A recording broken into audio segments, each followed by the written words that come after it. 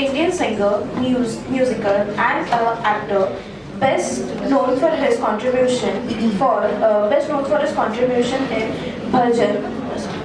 bhajan genre of Indian music. He is popularly known for the Bhajan Samarathon. Padma Shri was awarded to him by the Government of India in 2012. Give a round of applause for him. Now I would like to call upon on stage Sanjay Tandon sir. CEO Indian Singer Right Association. Mr. Sanjay Tandon sir has been in industry from the past 27 years and is well known for one of his who started the movement of collective management of copyright in Music India. He is also popular for starting the era of John Doe orders against the privacy of frame. Although this year Mr. Tandon has interacted with many heads of states and president of India, USA, France, Germany and many more. Give a round of applause for him.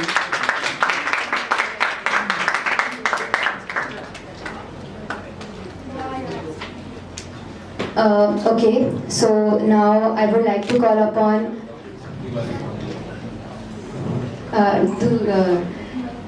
Charu ma'am. Sir.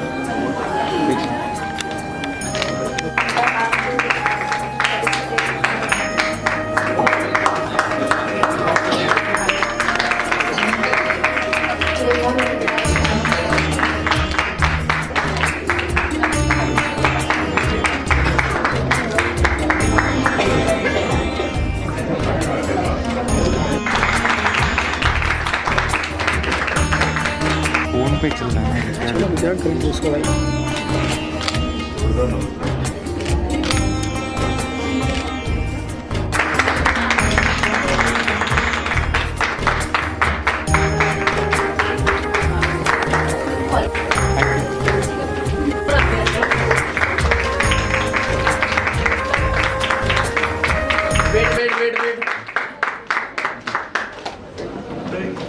Wait sir wait sir आप लोग थोड़ा right लेंगे तो उनको थोड़ा जगह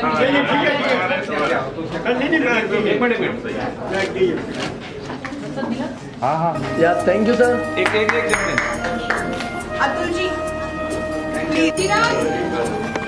you will have to intercept इधर देखना Shankar you because this is coming here अरे ऑल या वेट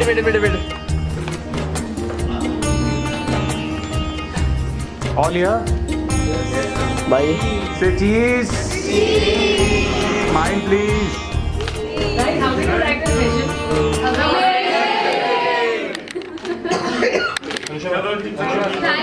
इवनिंग एवरीवन। मैया मोरी मैंने माखन खाया और नमक इश्क का, इन दोनों के बीच में हम बड़े हो गए और अब हम हमारे हक के लिए लड़ते हैं। सो ये स्टेज पे बचपन भी है, जवानी भी है और लड़ाई भी है, और मैं पत्रकार हूँ तो मैं तो लड़ाई की पूरी खबर आप तक पहुँचाऊंगी। तो मेरा पहला सवाल, ये जो सब्जेक्ट है keeping culture alive through music, एक मैं कहूँगी एक आज की जो पीढ़ी है जेनजी, उनके लिए म्यूजिक है ना रील्स में जिंदा रहता है। खारवो खलासी भी उसमें चलता है और रंगी गुलाबी चदरिया भी चलता है, और फिर वो आर्टिस्ट को ढूंढते हैं, फिर उनके प्ले लिस्ट में वो आर्टिस्ट ऐड होते जाते हैं। तो आपसे शुरू करें, आप तक आए तो आपने तो पीढ़ी दर पीढ़ी का संगीत देखा है, सुना है, उसको जिया है। तो जब हम इस सब्जेक्ट की बात करें कि कीपिंग कल्चर अलाइव, संस्कृति को जिंदा रखने के लिए संगीत की क्या अहमियत है, बहुत सादा सवाल है। हम शायद इसका जवाब जानते हैं, लेकिन मैं आपसे आपके अनुभव के जरिए इसका जवाब जानना चाहूंगी। जब कोई बोलता है संगीत या म्यूजिक तो लगता है कि हम कुछ बहुत अच्छी चीज सुनने वाले हैं, बहुत अच्छी चीज की बातें करने वाले हैं। जिस संगीत एक सब सुनने से कानून अच्छा, म्यूजिक कोई कह दे तो अच्छा लगता है, कुछ अच्छा ही होगा। तो जो म्यूजिशियंस हैं उनको इस रथ को सही पथ पे चलाना है, दूसरा थोड़ी चलाएगा। म्यूजिशियन ही चलाएंगे, लिरिक राइटर्स चलाएंगे, they are part of music. Whatever they create, the musicians join hands and we create together. जो कुछ भी होता है। तो अगर हम इस म्यूजिक नाम को, इस संगीत नाम को सुंदर बनाना चाहते हैं, सुंदरता से कान में किसी के शेर बोलना चाहते हैं, तो कल्चर्ड म्यूजिक होना चाहिए। अगर वो थोड़ा भी अनकल्चर्ड म्यूजिक हो गया तो बड़ी तकलीफ होगी। आज से 60-70 साल पहले रैप म्यूजिक शुरू हुआ था। अशोक कुमार जी ने बहुत अच्छा गाया था, रेलगाड़ी चलती चलती रेलगाड़ी यहाँ रुकी वो वहाँ रुकी, यहाँ से चलती वहाँ चलती, चाय वाला, सीटी वाला, ये वाला, किताब वाला। आज उसी कल्चर्ड कर्णप्रिय म्यूजिक को अनकल्चर्ड म्यूजिक बना दिया गया। गड़बड़ हो गया ना सर। अब उसी रैप में गालियां आने लगी। जिसको बच्चे सुनते थे रेलगाड़ी रेलगाड़ी, अब उसमें गालियां हैं, तो बच्चे तो आउट हुए उससे। हमें तो चाहिए नहीं कि वो सुने, उनको सुनना पड़ता है, लेकिन अब चाहते वो ना सुने, उनके कान में भी डालेंगे। तो म्यूजिक का और कल्चर का इतना गहरा संबंध है, क्योंकि जिन लोगों ने लिखा है, इस संगीत का मटेरियल जो गाया जाता है, वो बड़े संत कवियों ने लिखा है। जितनी भी बंदिशें हैं क्लासिकल म्यूजिक में, वो राधा कृष्ण में है। कभी किसी ने सुना कि किसी राग की कोई बंदिश हो, उसमें गालियां हो? उसमें तो यही है, पूछो ना कैसे मैंने रहन बिताई, मंत्र तो तेरे दर्शन को आए, एली आली पिया बिन, मैं कैसे जाऊं घर द्वारे गुइया। ये सब शब्द है। तो क्योंकि वो शब्द रहे, तो उस संगीत को कहा गया कल्चर्ड म्यूजिक। उससे लोगों की संस्कृति का निर्माण हुआ, लोगों के सुंदर जीवन का निर्माण हुआ, लोगों ने समझा म्यूजिक क्या है, म्यूजिक को अपना करियर बनाया जाए, म्यूजिक में काम किया जाए। लेकिन आज दो बार सोचना पड़ता है क्या म्यूजिक में आना चाहिए, क्योंकि इसमें तो बहुत कुछ हो रहा है। क्या हम म्यूजिक में आएंगे और इन सब चीजों से दूर रह के कर पाएंगे? तो ये सेकंड थॉट जो म्यूजिक में करियर बनाने के लिए आ गया है, वो अच्छा नहीं है। आज भी गाँव में अच्छा संगीत सुना जाता है, लोकप्रिय संगीत सुना जाता है, लोकगीत सुने जाते हैं, संतों की वाणी सुनी जाती है, गालिब मीर जो लोग उर्दू जानते हैं वो उनको सुनते हैं।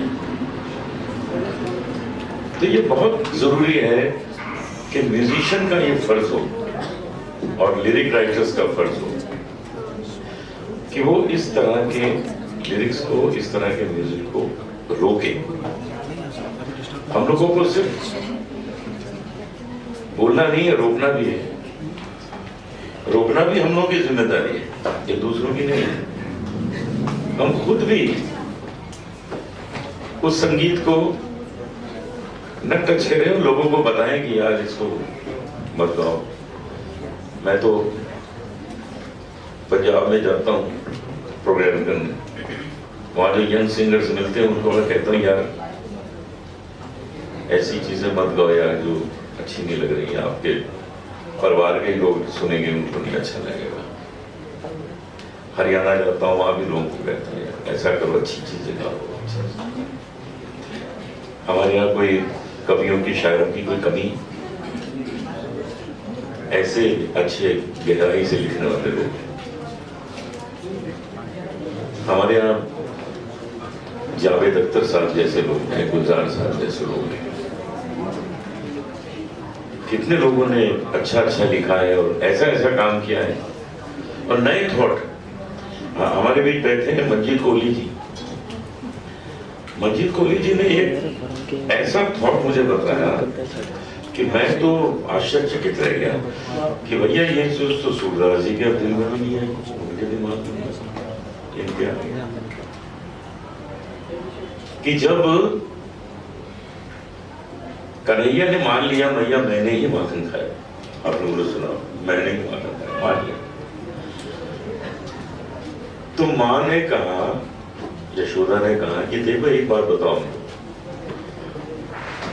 कि अपने घर में दूध दही मिठाई मेवे सब कुछ है, क्या कमी है, फिर तुम ये सिर्फ माखन को चुराते हो। किसी ने मेवे चुराते नहीं पकड़ा, जब पकड़े गए मिठाई चुराते नहीं पकड़ा, जब पकड़े गए माखन चुराते पकड़े। तो ये माखन से तुमको इतना प्यार क्या है, ये क्या खास बात है? तो देखिए मंजीत जी ने क्या लिखा है कि कन्हैया ने क्या बोला यशोदा को कि मैं क्यों माखन खाता हूं, क्यों चुराता हूं, कि माखन में मां शब्द समाहित।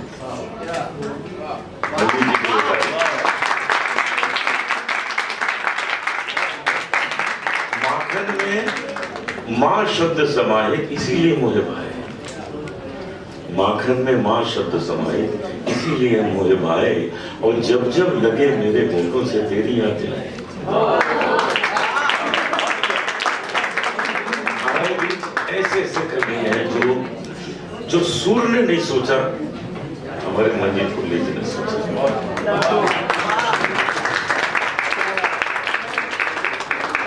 ये काम भी कोई सरदार ही कर सकता है, असरदार कर सकता है। तो मैं इस तरह की जो कविताएं हैं वही गाना चाहता हूँ, मैं मैं चाहता हूँ लोग भी गाएं और जो असर करे, जिससे एक रोमांच पैदा हो। अब देखिए कितना मजा आता है सुन के कि नमक इश्क, किसी ने नहीं सोचा होगा, लेकिन वही सोच सकते हैं जो सच में कहते जहां न पहुंचे रवि वहां पहुंचे कभी, वही ऐसे थॉट ला सकते हैं। हम अपने दिमाग में तो नहीं आता, हम तो सारे गानों में ही फंसे नहीं समझ जाता। तो मैं हर एक को ये कहना चाहता हूँ कि हमारा फर्ज केवल गाना नहीं है, हमारा फर्ज है कल्चर्ड गाना, अच्छी कविता को ढूंढना, उसका अच्छा संगीत बनाना, तभी याद रहेगा बरसों तक बहारों फूल बरसाओ मेरा चौधरी का चांद, तभी याद रहेगा, नहीं तो नहीं याद रहेगा। तो मैं जानता हूं कि मुझसे ज्यादा बहुत कुछ कहने के लिए रेखा भारद्वाज जी के पास है, क्योंकि रेखा जी जो है खुद तो जो है सो है विशाल भारद्वाज जी की पत्नी है, इसलिए विशाल भारद्वाज जी जो है वो है।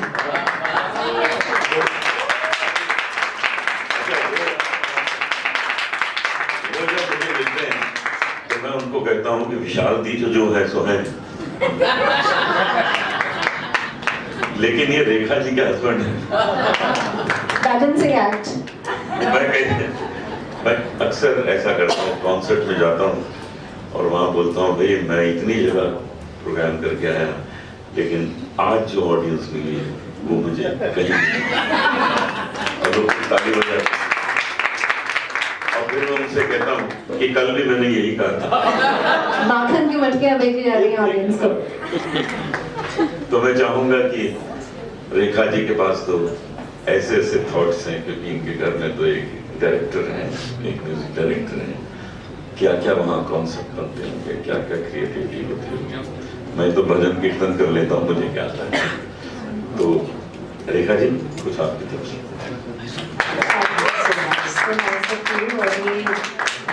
अनूप जी का बड़प्पन है, विशाल डायरेक्टर है, तो जो भी कॉन्सेप्ट होता है, जो कुछ होता है, वो उनके दिमाग में होता है और या फिर ऑफिस में होता है। घर में कभी कभी डिस्कशन होता है, लेकिन हाँ, सोहबत का असर तो होता है ज़रूर। तो उसमें मुझे जो लगता है कि जब कल्चर की बात है, संगीत और कल्चर, तो aesthetics is most important.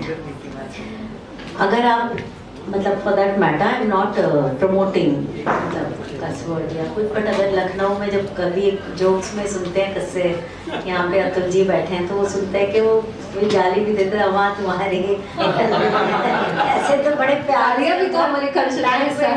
I am just saying कि जैसे मैंने एज अ चाइल्ड, जब हमारे मेरी मामी के यहाँ पे शादी वगैरह होती थी, तो एक पॉइंट के बाद हम बच्चों को भगा दिया जाता था, पर छुप ही लेते थे कहीं, और सारी जो कजन्स होती थी वो फिर मतलब ऊपर से चली जाती थी बातें, but those were not like you know, कोई बहुत डिसेंट बातें नहीं होती थी।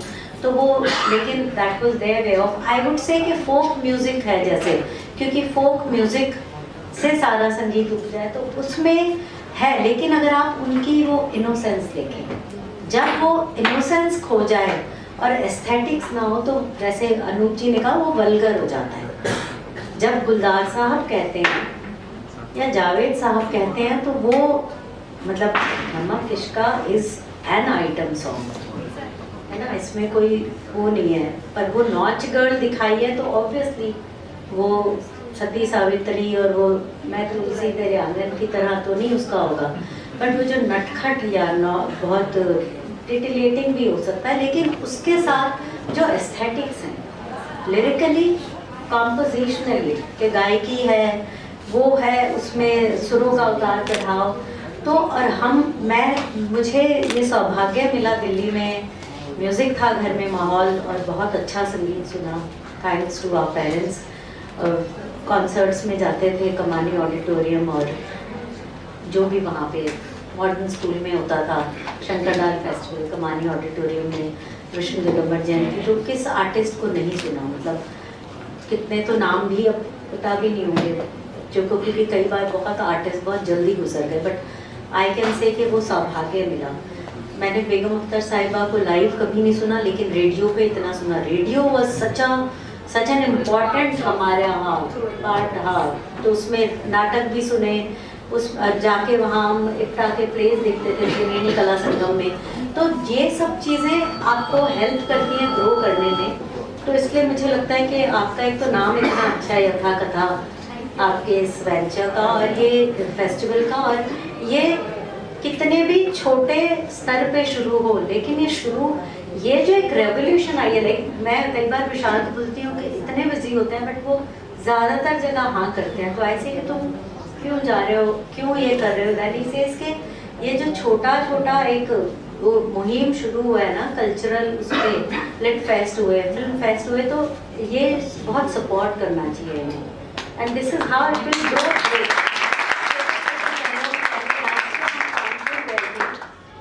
अतुल जी के यहाँ पर, और इतना खूबसूरत वो फेस्टिवल था, जब वहाँ पे महमूद फारूकी ने वो कर्ण किया रात को, वो उनका दास्तान गोई में, मतलब मेरा तो रोना ही नहीं रुका, और बहुत सब लोग थे इसी तरह से, और वो जो इतनी ठंड थी, ओपन में था, लेकिन वो जो प्रोग्राम हुआ और वो जो हमने विटनेस किया, एक इंसान ने हमको पूरा वो कुरुक्षेत्र का हमारे आंखों के सामने वो आ गया।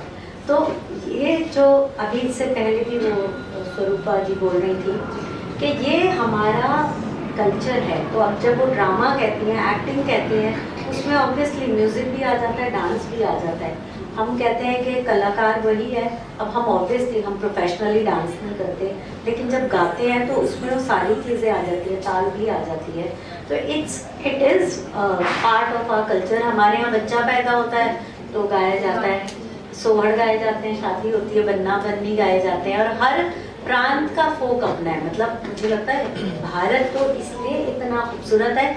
आप देखिए क्विज़िन सब जगह के है, अभी तो हम जो यूट्यूब पे देखते हैं, और इवन वीगन वगैरह में they've started taking our dishes, idli को उन्होंने करना शुरू कर दिया। कुछ तो हमारा हर लेवल पे सिर्फ वो ही नहीं, लेकिन संगीत, डांस, जहाँ भी ये फाइन आर्ट्स आएगा, इवन पेंटिंग, उसमें आप अपना ही जो जिस चीज़ को हम देखते हुए पले बढ़े हैं वही हमारे काम में आएगा। तो इफ़ आई सिंग, ऑब्वियसली गज़लें और क्लासिकल सुनते हुए बड़े हुए हैं, सीखे हैं, तो कहीं वो दिल्ली से भी हैं तो हमारी वो पोइट्री का ज़रा ज़्यादा अच्छी समझ होगी, डिक्शन ज़्यादा अच्छा है। और मुझे लगता है कि जब हम गाते हैं तो हमारी सबसे बड़ी जो जिम्मेदारी है वो ये है कि जो हम बोल रहे हैं, जैसे वो कह रही थी ना कि आपको पहचान क्यों चाहिए, मुझे लगता है कि जब आप गा रहे हैं तो आपको पता होना चाहिए आप क्या गा रहे हैं, उसके मायने क्या हैं।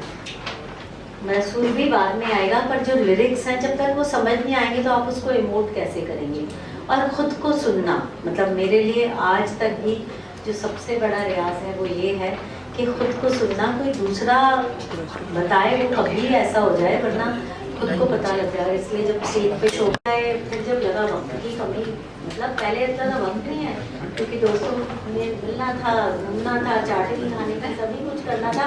जब तक वो प्रायोरिटी नहीं बनी, जब तक वो फायर पैशन आग नहीं लगी ना कि काम है नहीं है।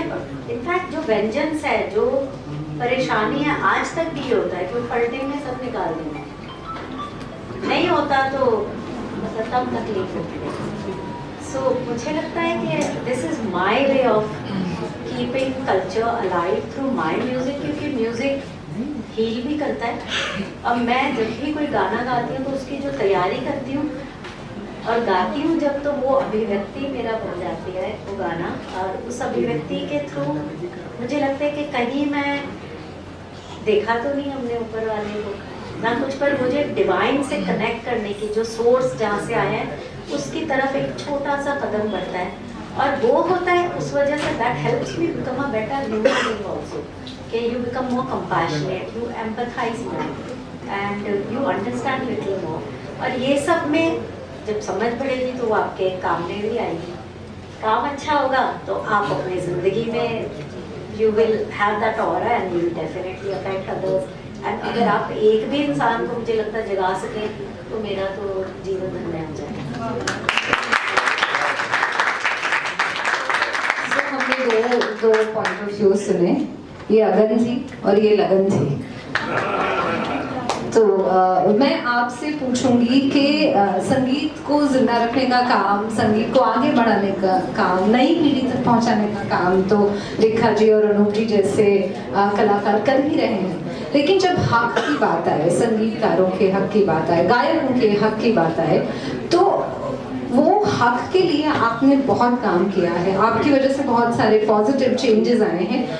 वो ज़रूरी है ताकि लोगों तक जो संगीत पहुंच रहा है उसका जो सही सोर्स है वो भी लोगों को पता चले। एक पहचान बनाने की जो हम बात करते हैं हमेशा एंटरटेनमेंट इंडस्ट्री की जब बात आए तो आप कैसे देखते हैं आप अपने काम को? And I mean, I as a journalist, they as an artist do feel that आपने बहुत बड़ी सेवा की है when we talk of, you know, the rights of singers.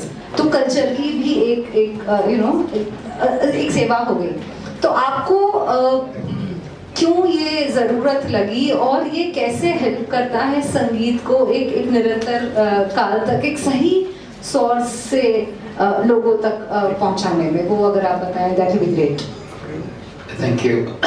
Yeah, first of all तो मैं ये तक का शुक्रगुजार हूँ, और it's सही कि it's a start, but the start is the most difficult thing to do. So I think that's the reason why we decided that okay, let's partner along in this Yathagata. And it was good कि आपने youth को इसमें involve किया because you are doing it in the Raheja College. So that's the reason why we were very much charged. This is very very important. तो मैंने जब उस वक्त ये डिसीजन लिया तो ये था कि this is also part of culture. See, culture is what? Culture is not just something which we say, you know, ये हमारा cultural heritage है, हमारी परंपरा है. No, that is one aspect of culture. Culture means a lot. And I'm so happy, मेरी खुशकिस्मती है कि मैं इन सब दिग्गजों और इन सब महारथियों के साथ पल बड़ा हूँ, इनके साथ उठता बैठता हूँ, ये मेरी खुशकिस्मती है। तो कुलदीप जी भी हैं, अतुल जी भी हैं, जावेद साहब, गुलजार साहब तो हैं ही सब। तो it's something very nice, and where I found the link is that I always keep on saying कि M stands for mother, M stands for music, and M stands for money. मेरा दिमाग ही नहीं चलता जब मनी नहीं होता तो. सीधा नहीं चलता. So M for everything. So that is the reason why music culture cannot be separated, because it has M the mother, M the money which is the father. So father and money mother हैं तो music भटक ही नहीं सकता, और जब music नहीं भटकेगा तो culture भी नहीं भटकेगा. और what is culture and what is music? They are a reflection of each other. So what happens is that music वही आता है जो कल्चर चल रहा है, और जो कल्चर है वो वही होता है जो म्यूजिक चाहता है. तो जैसे अनूप जी सही कह रहे थे कि बहुत बड़ी रिस्पॉन्सिबिलिटी हो जाती है आर्टिस्ट की कि वो किस तरीके से कल्चर को उस गली ले जाता है, उस गली में ले जाता है. पहले जमाने में जैसे अनूप जी कह रहे थे वो गली थी जो कल्चर्ड थी, अब उसमें है कुछ शब्द ऐसे अजीब आ गए हैं जो कि वो अनकल्चर्ड हैं, और इस तरीके से. But at the same time victory is always of the culture. Culture will always stay. और मैं चूंकि ऑफिशियल हूँ, मैं तो इनकी तरह नहीं हूँ कि they are huge personalities in the music world, but मैं केवल जो अपने डेस्क पे बैठा रहता हूँ तो मुझे बड़ा मजा आता है ये चीज नोटिस करने का कि किस तरीके से ये जो लोग करते हैं और जो म्यूजिक होता है वो अल्टीमेटली कहाँ क्या हो रहा है. You know that you can see as the youth and the college people will understand, everything gets on the Excel sheet. So when it comes on my Excel sheet and everything, I know where it is going. तो कुछ भी कह लीजिए, नया culture या नया एक idea जो आता है म्यूजिक में, वो आता है जाता है, आता है जाता है, कितने आए कितने गए, मगर the culture stays. So you know, we have seen a culture where music was culture and culture was music when there was the freedom fight. 1947 उस जमाने में गाने जो होते थे वो पेट्रियाटिक होते थे. कर चले हम फिदा जानो तन साथियों, छोड़ो कल की बात पुरानी है. You know, everything to do with freedom struggle. Then there was romance, Chaudhary का चांद हो या आफ्ताब हो, and all these types of songs. And then there was inspirational songs. There were songs like Kuldeep जी, इतनी शक्ति हमें देना दाता. That's become a rage. It's become a prayer. कितने स्कूलों में ये गाते हैं गाने. तो you know the artists themselves, the artists जिनको मैं represent करता हूँ, वो इतनी खिदमत करते हैं कल्चर की, खिदमत करते हैं म्यूजिक की, कि ये सब कल्चर कहीं नहीं जाने वाला. These all great people here are the custodian of culture, so we can say. So I am so very happy and so very fortunate that I am with them. And with this, music is always culture, culture is always music. And where both is there, everything which goes comes back. Culture of the country cannot go anywhere as long as we have music. Music can go up and down. There are rags also which goes up and down.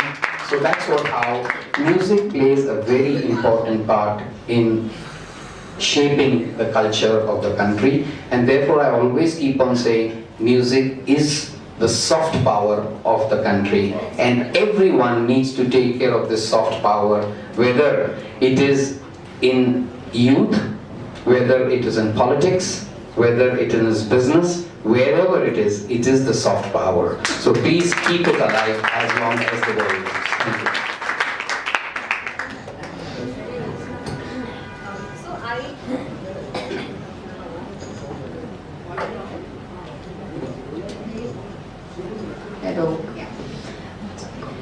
So अब मैं आपसे पूछना चाहूंगी एक जिम्मेदारी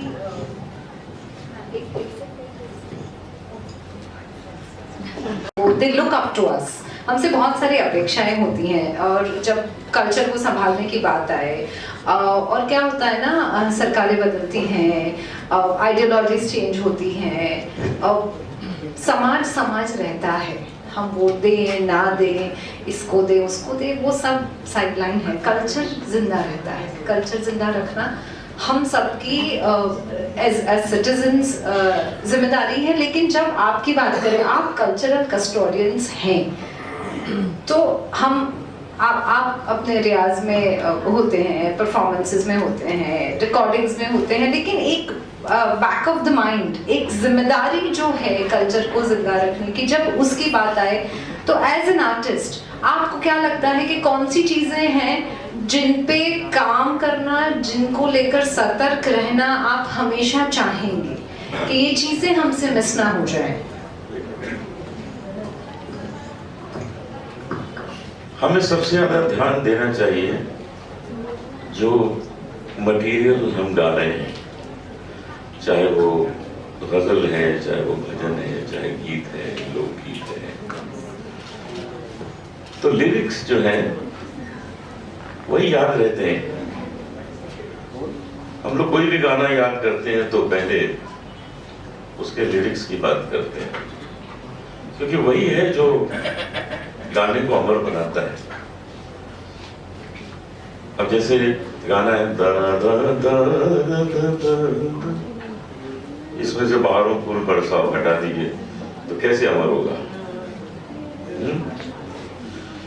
दर दर दर दर दर दर दर दर, अब इसमें से इतनी शक्ति हमें देना दाता निकाल दो, कैसे याद रहेगा? तो जो चीज अमर बनाती है वो कविता है। तो इसीलिए हमेशा कहा गया है कि शब्द प्रथम नाद द्वितीय,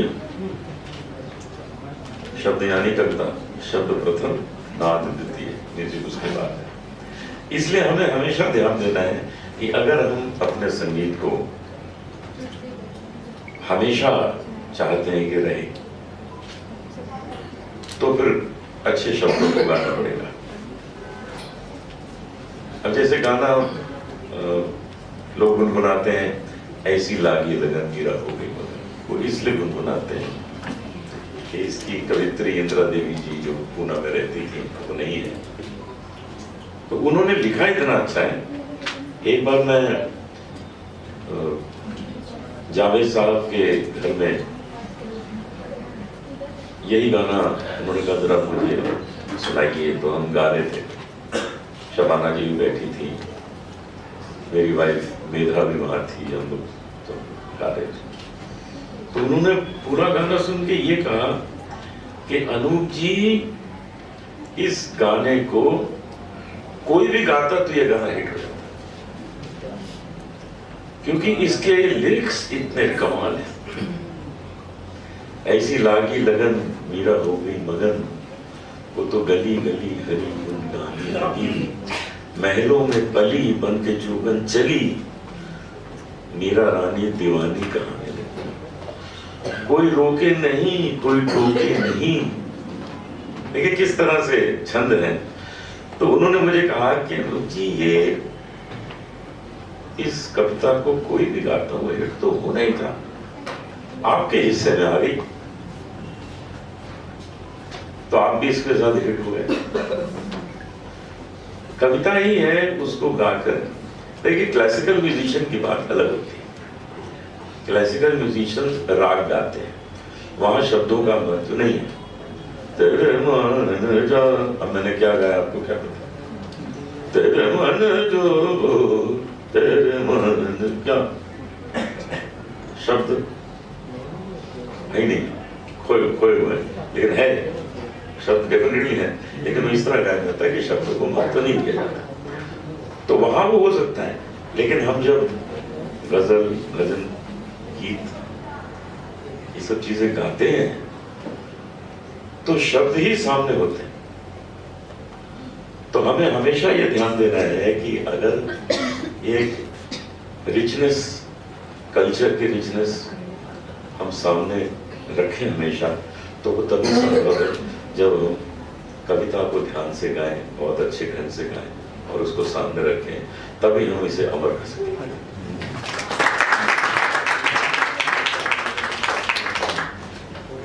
बिल्कुल, ये मैं जो अनूप जी ने कहा है मैं बिल्कुल इससे अग्री करती हूँ और बिल्कुल सही बात कही है कि जो आप गा रहे हैं वो आपको मतलब वो लिरिक्स अच्छे होने चाहिए और समझ भी आने चाहिए। और जो मैं फिर दोबारा कहूँगी तलफ़ुज़ अच्छा होना चाहिए। और क्लासिकल उसमें मैं सिर्फ ये कहूँगी कि हाँ, तो मेरे गुरुजी पंडित अमरनाथ जी ने लेक्चर डेमॉन्स्ट्रेशंस शुरू किए थे, स्पेशली इस बारे में बात करनी शुरू की थी कि क्लासिकल आर्टिस्ट उस वक्त में, पहले ज़माने में तो बिल्कुल ही ध्यान नहीं देते थे, जो नहीं देते थे। लाइक अनूप जी ने कहा कि जो गाया वर्ड्स ही नहीं समझ आते, लेकिन चाहे वो 2 लाइन की स्थाई होती है, वो बहुत इम्पॉर्टेंट होती है। और उसमें कई बार होता है अंतरा आता भी नहीं है स्थाई में, क्योंकि एक लफ्ज़ भी आप ले लें उससे आपको एक भाव मिल जाता है। दैट्स हाउ यू कैन, वो एक डिसिप्लिन में घूमना इतना है, तो एक आध लफ्ज़ ले लिया और उसमें आप पूरा घूमते हैं। तो ही यूज्ड टू से गुरुजी के lyrics are important but people don't pay attention to it and they should. तो देन धीरे धीरे चीज़ हुई है और कविता पे ध्यान देते हैं, क्योंकि है 2 लाइन का स्थाई, 2 लाइन अंतरा। कई बार अंतरा गाते भी नहीं, अभी भी नहीं गाते हैं, बहुत बार स्थाई नहीं मिलते। इनफैक्ट गुरुजी बताते थे कि उस्ताद अमीर खान साहब के कितने सारे अंतरे गुरुजी ने किए। जैसे मैं बताती हूँ कि वो इस बंदिश में है कि वो पतित पावन है पर उसे पति तपावन गाते हैं, तो पूरा वो मायने बदल जाता है।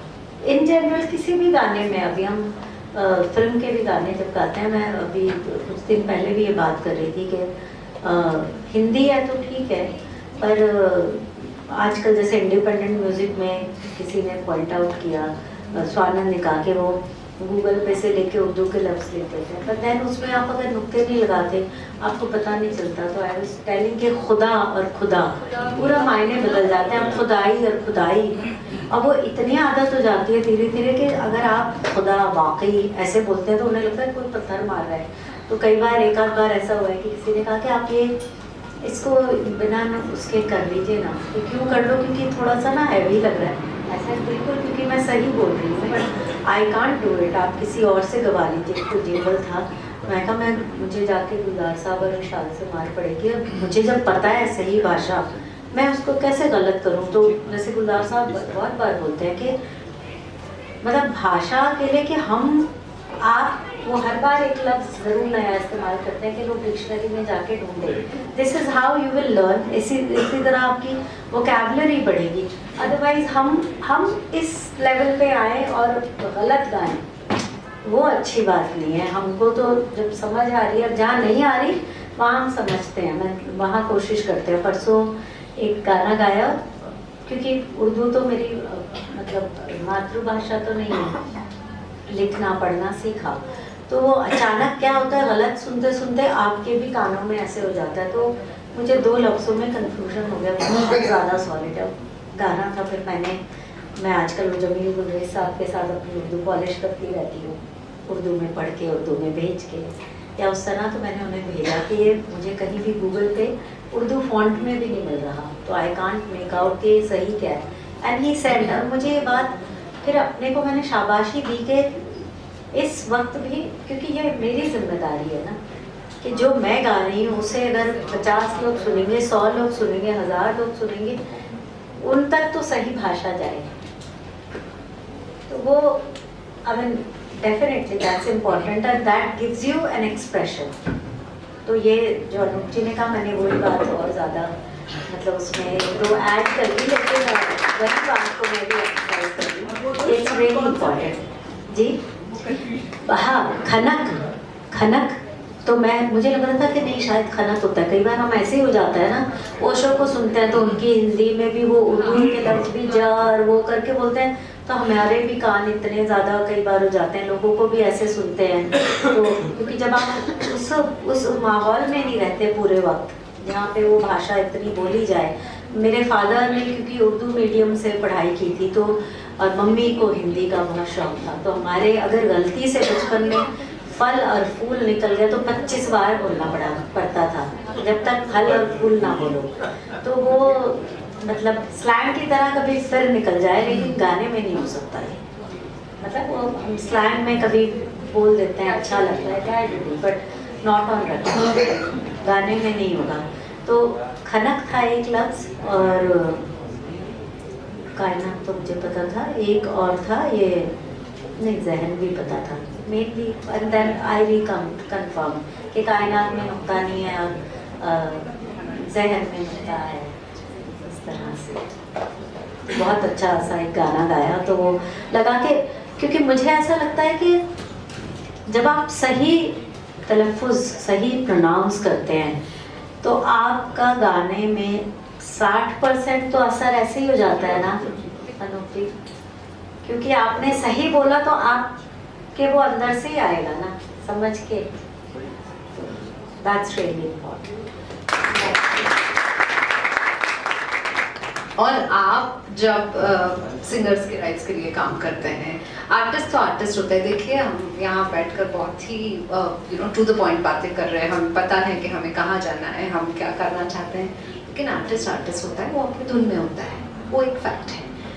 तो आप भी अपने तरीके में कल्चरल कस्टोडियन हैं, क्योंकि आप उनके हक के लिए काम करते हैं, ऐसे लोगों के हक के लिए जो अपनी धुन में कला को बहने देते हैं, उसका बहाव उनके जरिए होता है। लेकिन क्या कोई ऐसा इंसिडेंट है जो आप बता पाए जहाँ पर आपके लिए उनको ये समझाना कि साडा हक ऐसे रखो क्यों जरूरी है, अगर वो आप बता पाए, क्योंकि वो भी कल्चर का प्रोटेक्शन करने के लिए शायद बहुत इम्पोर्टेंट मुद्दा है। ये एक अच्छा क्वेश्चन, बट हाँ, इट्स जैसे आपने कहा कि सही बात है कि आर्टिस्ट जो मगन होता है, आर्टिस्ट मगन ही होना चाहिए। तो ये मेरा कर्तव्य हो जाता है कि भैया उनको कहें कि भैया आप जिसमें माहिर हो आप वो करते रहिए, आप हक की जो बात है उसको मेरे ऊपर छोड़ दीजिए। तो ये जो एक there was confused state of mind मेरे ही दिमाग में था जब ये शुरुआत हुई थी। जब 1990 में इसी तरीके से एक ऐसा कोई सेशन था और जहाँ लता जी और मैं बैठे हुए थे, क्योंकि उस ज़माने में मैं संगीतकार और गीतकार के हकों के लिए लड़ता था, और तो मैं अपने उस ओहदे के हिसाब से लता जी के साथ बैठा था और लता जी बैठी हुई थी, और मंच से जो मिनिस्टर साहब थे उनके मुंह से निकल गया कि singers are a vocal instrument. तो अब आप ये सोचिए, अगर इस तरीके की बात अगर लता जी के सामने किसी ने कह दी, so she had the guts out, so she had just wanted to walk off. That is an artist obviously, because वो तो एक इमोशनल आदमी होता है, तो वो तो वोकल इंस्ट्रूमेंट। बट वहां पर मेरा रोल शुरू हुआ जहां मैंने उनको कहा कि नहीं बैठिए, मैं आपको बाद में समझाता हूँ। तो it's a very difficult task to make an artist understand, क्योंकि artist does not understand legalities, he does not understand, he shouldn't, he should be best left to what he is best to do. हम में से हर आदमी जो है वो artist नहीं बन सकता। Artist is a very rare thing. जो मैं कहता हूँ ये सारे जितने आर्टिस्ट हैं वो देवदूत हैं, right? They are angels, so we should protect them. We should protect them and handle them with very kids gloves. So I have the opportunity of handling all people with kids gloves. So I have, but मेरा फर्ज है, मुझे अपना काम करना है, और मैं जब अपना काम करूंगा तो उसमें थोड़ी बहुत कड़कनेस तो आएगी। अब वो कड़कनेस और ये बेबी ग्लव्स को से कैसे साथ रखना, वो एक दुविधा में था मैं। तो yes, it is very difficult, but I had to do my job and I did this aspect, and then I made people understand, Lata ji understand that yes, what the minister was saying is legally correct, officially correct, but of course it's not emotionally correct, not correct that way.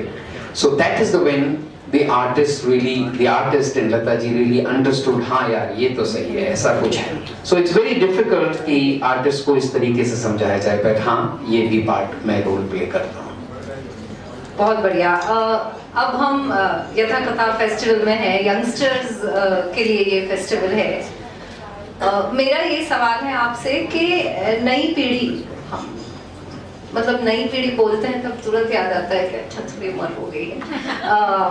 Gen Z, I'll say Gen Z, I'll stick to being a millennial. Gen Z को अगर हमें बताना है कि उनकी क्या duty होनी चाहिए, उनका क्या कर्तव्य होना चाहिए, so that they take care of music, they treat music, they respect artists. तो मैं आप लोगों से सुनना चाहूँगी कि आप पब्लिक स्फीयर में हैं, आपसे लोगों की बहुत अपेक्षाएं हैं, लेकिन एक आर्टिस्ट की भी तो अपेक्षा होती है, उनकी भी एक्सपेक्टेशंस होती हैं कि एक अप्रोच, एक दृष्टिकोण ऐसा होना चाहिए ताकि जो पीढ़ी सुन रही है, रील्स में सुन रही है या म्यूजिक जो प्लेलिस्ट पे सुन रही है, जो भी है, तो how should they perceive, understand and develop a perspective towards artists who are cultural custodians. ये जो कर रहे हैं वो कल आपको करना पड़ेगा. आप शायद सिंगर ना बने, आप शायद लिरिसिस्ट ना बने, लेकिन संगीत की तौहीन ना हो, कलाकार की तौहीन ना हो, वो चीज़ें नई पीढ़ी को आप अपनी तरफ से कैसे समझाना चाहेंगे?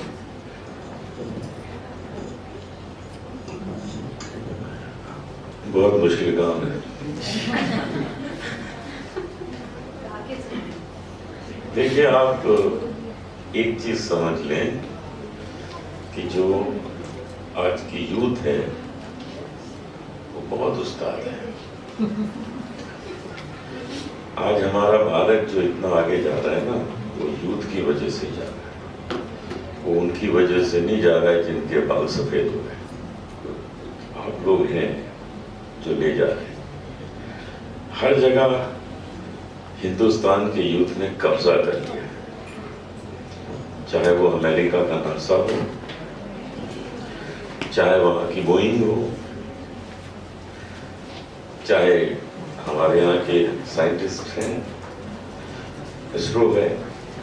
हर जगह यंगस्टर्स ने हंगामा किया. अगर आप किसी भी बड़ी कंपनी में आज जाके देखिए तो आपको 25 से 40 के एज के लोग मिलेंगे टॉप के. वो 60-65 के ऊपर वाले नहीं जो पहले हुआ करते थे. तो इसका मतलब है कि कौन ले जा रहा है देश को आगे? आप लोग. म्यूजिक को भी आप लोग आगे ले गए हैं. आज म्यूजिक में जो हजारों करोड़ रुपए रॉयल्टी आने लगी है, ये आप लोगों के म्यूजिक के कारण आ रही है. आपको मैं बताऊं कि आज पंडित रविशंकर जी के रिकॉर्ड में रॉयल्टी नहीं कलेक्ट हो पाती है. नेहा कक्कड़ में हो जाती है, बहुत होती है.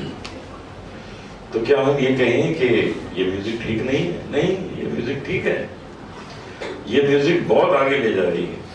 न जाने कितने लोगों को इतनी रॉयल्टी आती है कि आप सोच भी नहीं सकते हैं. आज सोशल मीडिया के चक्कर में लोग घर बैठ के कितना कमा रहे हैं. छोटी छोटी रील बनाते हैं और पता लगा 20-20, 25-25 लाख रुपए महीना आ रहा है उनको सोशल मीडिया से. कुछ नहीं करते, घर ही बैठ रहे होते हैं. हम लोग तो भाग दौड़ कहाँ तब करते हैं, तब पैसे कमाते हैं. अब कल रात को मेरा कॉन्सर्ट था रीवा में. वहां से मैं 3 घंटे ड्राइव करके प्रयागराज आया था, जो फ्लाइट पकड़ के यहाँ पहुंचा, एयरपोर्ट से सीधा यहाँ आ गया. तो यहाँ जो पेमेंट मिलेगा वो देखेंगे. लेकिन आप सोचिए कि वो जो यंगस्टर्स हैं वो घर बैठे कमा रहे हैं रील बना के, और लाखों में कमा रहे हैं. इसका मतलब है कि ये उनका माइंड है, ब्रेन है, क्रिएटिविटी है. तो हम आप सबकी क्रिएटिविटी को सलाम करते हैं, उसकी बहुत इज्जत करते हैं. बस उसमें कि उसकी जो क्रिएटिविटी की एक रेखा है, उस रेखा को आप रेखा भारद्वाज की तरह समझिए. कि अगर आप उस रेखा को कुछ इस तरह से बनाएं कि उसमें अच्छी चीजें हो, अच्छा गाना हो. देखिए, शास्त्रीय संगीत का जिक्र कर रही है, हर तरह के गाने गाती हैं, लेकिन जिक्र किसका कर रही हैं? किस रियाज का जिक्र कर रही हैं? अपने गुरुजी का जिक्र कर रही हैं, जो शास्त्रीय संगीत के माहिर लोग रहे हैं. तो आप लोगों को, जो यंगस्टर्स हैं, उनको मुझे यही कहना है कि आप लोग जो कर रहे हैं वो बहुत अच्छा कर रहे हैं. बस उसको थोड़ा प्योरिटी के साथ साथ करिए.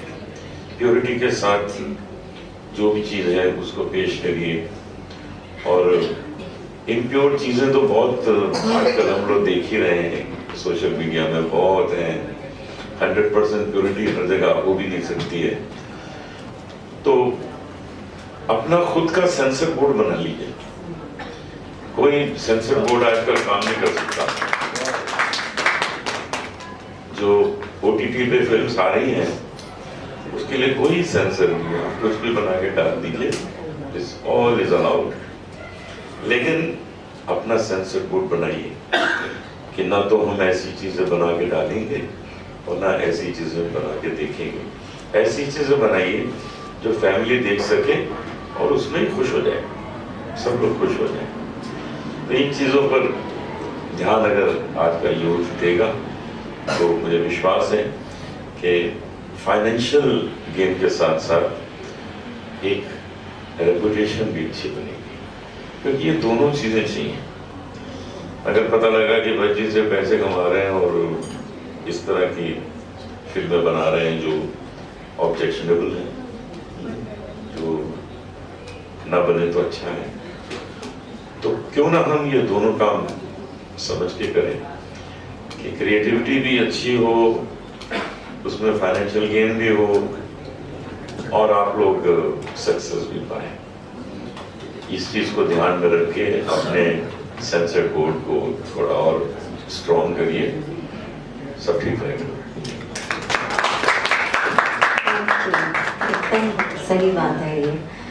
और जैसे अनूप जी ने कहा कि बिल्कुल यूथ जो इस वक्त है, दे आर सो टैलेंटेड, इतना कुछ उन्हें मिल रहा है और उनको सब समझ आता है। वो जो इतनी सारी चीज़ें गाना लिख भी लेते हैं, कंपोज भी करते हैं, गा भी लेते हैं, प्रोड्यूस भी कर लेते हैं। उसमें से वही है कि इतना ज़्यादा है कि उसको एडिट जो करना है, वो जो डायरेक्शन की बात की, जो डायरेक्शन फोकस वो ज़रूरी है कि उसको आपने कैसे एडिट करना है। या जैसे वो सेंसर बोर्ड का कह रहे हैं, उसमें मैं वो अपने एक एग्जांपल देना चाहती हूँ कि पहले होता था कि ऐसे गाने बन रहे हैं, ऐसा हो रहा है, तो यही था कि भाई सब, मुझे नहीं पता आजकल क्या चल रहा है, जो चल रहा है कुछ कान तक आ जाता है, बट मुझे ये पता है कि मैं क्या सुनना चाहती हूँ। कई बार कुछ नया जो आता है उसमें मतलब इंडिपेंडेंट म्यूज़िक में भी, इवन वेस्टर्न में, और मतलब हर जॉनर में कुछ ना कुछ ऐसा अच्छा आ जाता है जो मैं भी सुनती हूँ, किसी डीजे का भी। बट मुझे लगता है कि DJing is not music,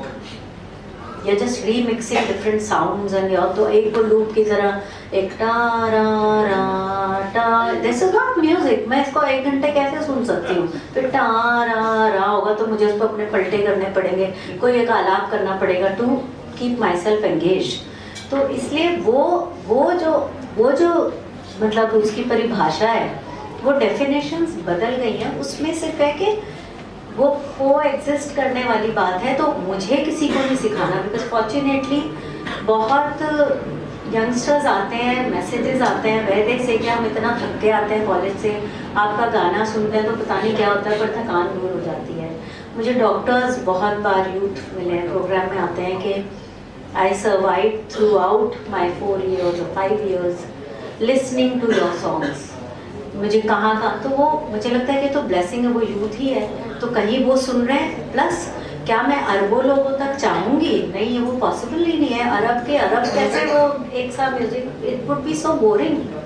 there has to be that you know variation, that variety. लेकिन जैसे अनूप जी ने कहा रॉयल्टी आ रही है, आप बहुत अच्छी बात है, आपका इतना अच्छा दिमाग चलता है, आप रील्स बनाते हैं, करते हैं, बिल्कुल करिए, व्हाई नॉट। लेकिन और जो यूथ है, क्योंकि they are so talented, just उसको स्ट्रीमलाइन कर लें, उसे एक फोकस कर लें, अपना एक सेंसर कर लें, और इनसिक्योरिटी उस पर सबसे ज़्यादा काम कर लें, क्योंकि insecurity is what makes you do. Because I can understand कि आज की तारीख में जहाँ सारा कुछ सोशल मीडिया पे है, और कई बार होता है कि कोई एक आर्टिस्ट रियलिटी शो से ऊपर आ जाता है तो लोग सबको लगता है बस हम रियलिटी शो में जाएं। फॉर मी आई फील बच्चे बिल्कुल भी उसके जिम्मेदार नहीं है, पेरेंट्स हैं, because they are more ambitious than their kids. They want their kids to be like, क्योंकि उन्हें लगता है ओवरनाइट ये बन जाए तो हमारा भी उद्धार हो जाएगा, हमारे पास 3 गाड़ियाँ होंगी। बड़ी बड़ी गाड़ियाँ, बिकॉज शो ऑफ हर एक को करना है ना। वी आर अ वेरी, हम बहुत मेलोड्रामेटिक सोसाइटी हैं और हम बड़ा मीडियोक्रिटी को बहुत करते हैं। Mediocrity is at its peak at this point, लेकिन ये साइकिल है तो चलता रहेगा, फिर आएगा। मतलब अनूप जी ने मेरे से ज़्यादा ये विटनेस किया, हमने तो एज ऑडियंस एज लिसनर सुना है कि हमारे कॉलेज के वक्त में गज़लें, मतलब ghazal singers Anup ji, Pankaj ji, Jagjit ji, they were like heroes. We would die to just go to their concert, look at them, be closer to the stage. We've gone through that phase, and then गज़ल बिल्कुल खत्म हो गई।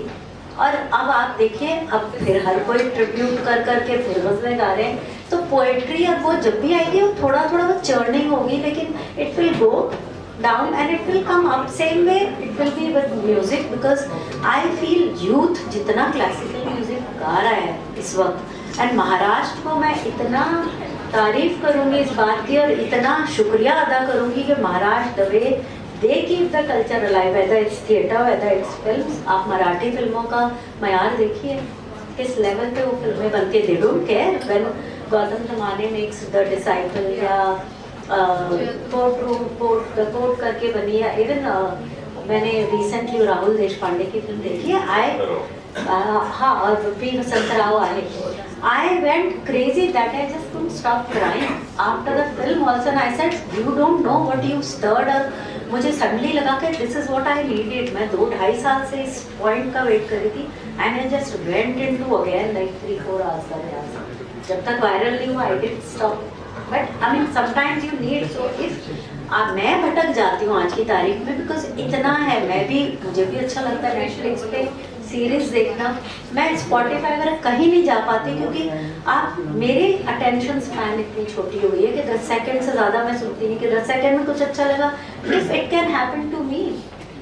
तो मतलब यंगस्टर्स, उनको how can I blame them, there is so much there, उसमें से choose करना इज नॉट आसान। हम बुटीक जाते हैं, हमारी हालत खराब हो जाती है, कपड़े तय करके एक टाइम में होता है कि अब ट्रायल करना ही नहीं, बस हो गया, मुझे नहीं चाहिए, तो I go only to Fab India और just one place, that's all, because I know मुझे क्या लेना है। मुझे काले रंग का कुर्ता लेना है, मुझे लाल रंग का कुर्ता लेना है, मुझे ये सारे, दैट्स ऑल। नहीं तो इट्स सो मच कि आप उसमें ही खो जाओगे, आपका तो 8 घंटे निकल जाएंगे। तो there is no time to grow and remain rooted. आजकल तो यूथ कितना अच्छी चीज़ें भी कर रहे हैं, social media is also a boom. एक लड़का है जो लंदन में रहता है, मैंने बाय चांस ही उसकी रील देखी है, ही मेक्स दीज छोटे छोटे वीडियोज, वो डालता है अपनी दादी के साथ, या दादी को लेगा आइसक्रीम खाई, और दादी बोल रही है वो, क्योंकि किसी वक्त इंडिया में थी और फिर पार्टीशन हुआ, बच्चे चले गए तो पाकिस्तान, अब वो लंदन में है। इतने खूबसूरत, वो मतलब दिल खुश हो जाता है वो देखते हैं, because so much is there. पर उसमें भी फिर आपको छानने में प्रॉब्लम होती है, तो मतलब मुझे ऐसे लगता है मैं जाती हूँ भबके, मैं यही लफ्ज़ यूज़ करती हूँ कि मैं भबके की तरह वापस आ जाती हूँ इंस्टाग्राम पे से। फेसबुक ट्विटर तो जाना ही नहीं होता, कभी महीने में एक बार 5 मिनट आ गए, because there is so much. उसमें से क्या छानना है, भटकते भटकाते आप भी आ जाएगा, पर बहुत देर ना हो जाए, बिकॉज आपका टाइम खोने के लिए बहुत ही ज़्यादा, मतलब it's very easy to get lost.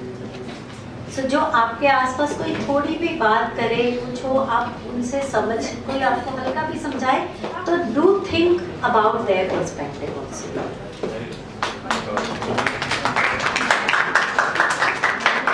As we have already said that youth today is doing, rather Gen Z is doing such great work. There's so much of talent. There is so much of content, the creation of reels and so on. So much of content. Ki I don't think, and the only thing is everyone starts saying, "Let's do it, man."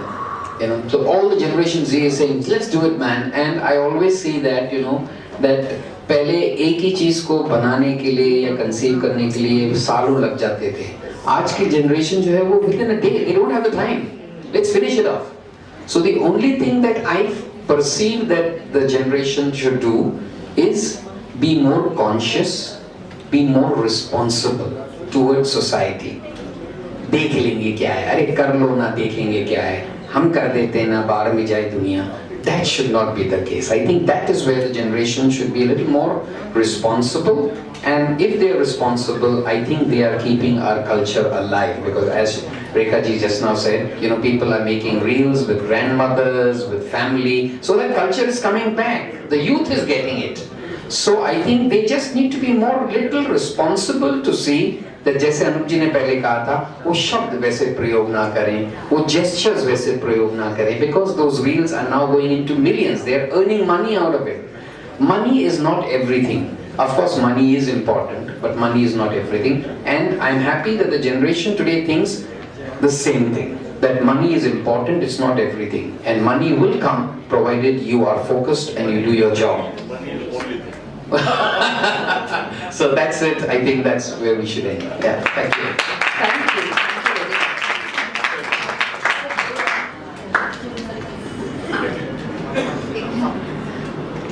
शाम हो रही है, नमक वाला जहर चढ़ने लगा है धीरे धीरे। आज कुछ और होने वाला है, कुछ और होने वाला है। आज रेखा जी का गाना मैं गाऊंगा, मेरा गाना रेखा। ज़ुबान पे आया आया रे नमक इसका है मेरे इसका ओए नमक इसका। ऐसे लागे लगन मेरा हो गए मगन, वो तो गले गले हरे गुन गाने लगे महलों में।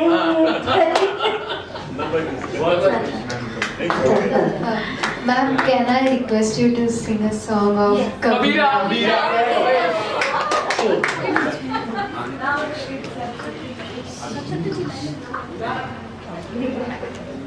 एकदम दिमाग से लिया। हाँ, थैंक यू। कैसे तेरी खुद गर्जी, ना धूप चुने ना छाँव, कैसे तेरी खुद गर्जी, कैसे ठोर टिके ना पाँव, बन लिया अपना पैगंबर, तर लिया तू सात समंदर, फिर भी सूखा मन के अंदर क्यों रह गया रे कबीरा, मान जा रे फकीरा, यूं न जा,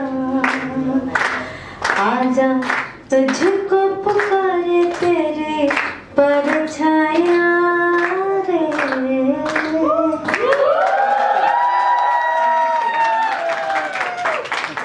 We are very blessed to hear you. Thank you so much. Silence. Silence. Please silent. यथा कथा को मेरी तरफ से बहुत बहुत मुबारकबाद। It's a very very nicely conceived और मैं उन्हें बहुत शुभकामनाएं देता हूं कि आगे और इस तरीके से बहुत अच्छे इस तरीके से कार्यक्रम बने। Thank you. सेम यथा कथा फेस्टिवल को बहुत बहुत बधाई, और ये बहुत ही अच्छा उन्होंने ये शुरू किया है मुहिम, और मुझे बहुत खुशी है कि मैं इसमें हिस्सा ले सकी और अनूप जी और संजय जी के साथ ये हम एक बातचीत कर सके, और ये जस्ट शुरुआत है, फिर आगे आगे देखते हैं होता है क्या। Thank you.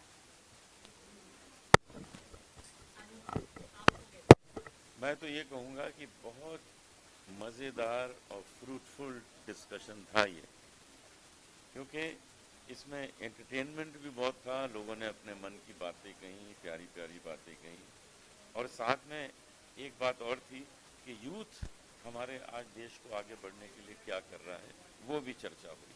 तो बहुत अच्छी चर्चाएं हुई हैं, और मैं चाहता हूं कि इस तरह के डिस्कशन होते रहें, क्योंकि हम कई सालों से काम कर रहे हैं, तो जो हम कहेंगे वो ज़रूर अपने तजुर्बे की बात ही कहेंगे, और उसका डेफिनेटली यूथ को लाभ हो। मैं यहाँ पर बिसाऊ की मूक रामलीला देखने के लिए आया था, और वो ऊपर सेकंड फ्लोर पे थी, लेकिन ये सेशन कुछ इतने बढ़िया चल रहे थे कि मैंने मिस कर दी, मैंने नहीं देखी। मैं इसी सेशन में बैठ गया, इतना बढ़िया। So वेरी ग्रेटफुल कि इसरा इंडियन एसोसिएशन सिंगर्स एसोसिएशन हमारे साथ जुड़ी. I am very grateful to Sanjay ji and all the dignitaries, Rekha ji, Anup ji. आप लोगों ने हमारे सेकंड सीजन में आकर हमें सच में बहुत हमारे हौसले को बुलंद करने में हमें मदद करी है. And thank you so much. Grateful from entire team of Yatha Katha and looking forward to have more associations with you in future as well. Thank you. Chirantana ji, आपको कैसे लग रहा है आज मॉडरेट करके बिल्कुल सही है? ऐसे डिग्निटरीज के साथ एक संवाद साधना ही आई थिंक एक साधना थी. आप अगर श्लेष अलंकार समझते हो तो आप समझ जाएंगे कि मैं क्या कहना चाहती हूँ. It was a very beautiful experience and I am very grateful that I was chosen to do this. Thanks a lot. मैं ये जानना चाहती हूँ कि इसरा इंडियन सिंगर एसोसिएशन स्टूडेंट्स के साथ जुड़ने में आप उनको क्या कहना चाहिए and how does he feel being having students to Well, I think students form a big part of even the Singers Association because that is what is the future of the Singers Association. तो मैं बस यही चाहूँगा कि youth इससे ज़्यादा जुड़े. जो लेजेंडरी लोगों का काम था उन्होंने तो कर दिया, मगर इसको आगे, this is a race, so the baton now has to be carried on with the youth, and therefore ISRA is very happy to be associated with youth whenever you are required. Thank you.